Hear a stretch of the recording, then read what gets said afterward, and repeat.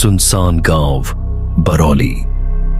एक सच्ची घटना पर आधारित डरावनी कहानी। यह बात है साल 2008 की। मध्य प्रदेश और छत्तीसगढ़ की सीमा के पास बसा एक छोटा सा गांव बरौली। नक्शे में नाम भर था, लेकिन असल में यह गांव दुनिया से कटा हुआ था। दिन में शांत, लेकिन रात में लोग कहते थे यहां रात होती ही नहीं, बस अंधेरा उतरता है। मैं रमेश तब 26 साल का था।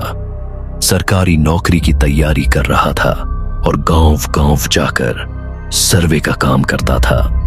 एक दिन मुझे आदेश मिला, बरौली गांव में जनगणना का काम है, 3 दिन में पूरा करके लौट आना। नाम सुनते ही दफ्तर में सन्नाटा छा गया। क्लर्क ने धीरे से कहा, सर कोई और गांव दे दीजिए। मैं हंस पड़ा। अरे भाई, गांव ही तो है। उसने मेरी तरफ देखा कि सांस होनी है। वहां लोग सूरज ढलने के बाद बाहर नहीं निकलते। गांव में पहला कदम।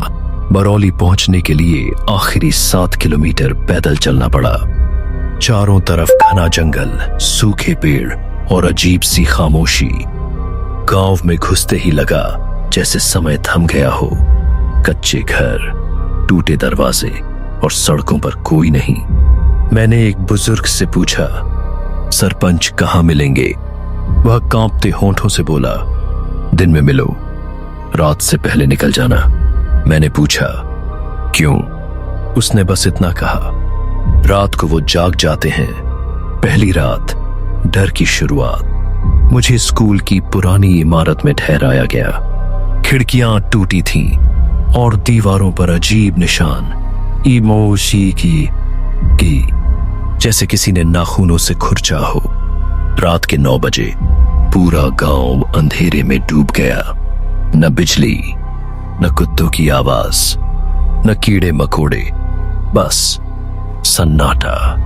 करीब 12 बजे मैंने सुना पायल की आवाज, धीरे फिर तेज। मैंने खिड़की से झांका।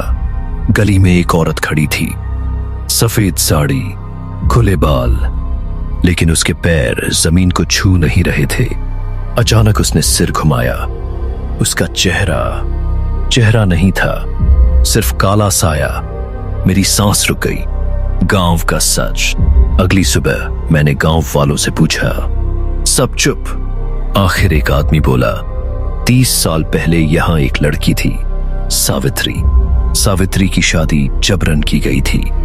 शादी की रात उसे जिंदा जला दिया गया। कारण, वह किसी और से प्यार करती थी। उसकी मौत के बाद से हर अमावस की रात गांव में लड़कियां गायब होने लगीं। जो गए वो लौटे नहीं। दूसरी रात मौत करीब थी। मैंने तय किया, रात में सब रिकॉर्ड करूंगा। 1:13 AM दीवार से खटखट की आवाज आई, जैसे कोई अंदर आने की कोशिश कर रहा हो। दरवाजा अपने आप खुला। वह सावित्री थी। इस बार उसका चेहरा साफ दिख रहा था, जली हुई चमड़ी, आंखों से खून। उसने कहा, तू भी सच जानने आया है? मेरे शरीर ने काम करना बंद कर दिया। उसने मेरा हाथ पकड़ा, ठंडा, बर्फ से भी ज्यादा। पुराना कुआं। वह मुझे गांव के बाहर ले गई, एक पुराने कुएं के पास। उसने कुएं में इशारा किया। मैंने झांका। नीचे हड्डियां, दर्जनों नहीं, सैकड़ों। उसने कहा, गांव ने मुझे मारा, अब मैं गांव को नहीं छोड़ूंगी। अंत या शुरुआत? सुबह मैं बेहोश हालत में मिला। 3 दिन बाद होश आया। मैं शहर के अस्पताल में था। सरकारी रिकॉर्ड में लिखा था, बहामा था। बरौली गांव 1985 से खाली पड़ा है। मैं चिल्लाया, नहीं, वहां लोग थे। डॉक्टर ने कहा, बरौली गांव में 40 साल से कोई नहीं रहता। आज भी जब रात 1:13 होते हैं, मुझे पायल की आवाज सुनाई देती है और खिड़की पर एक साया।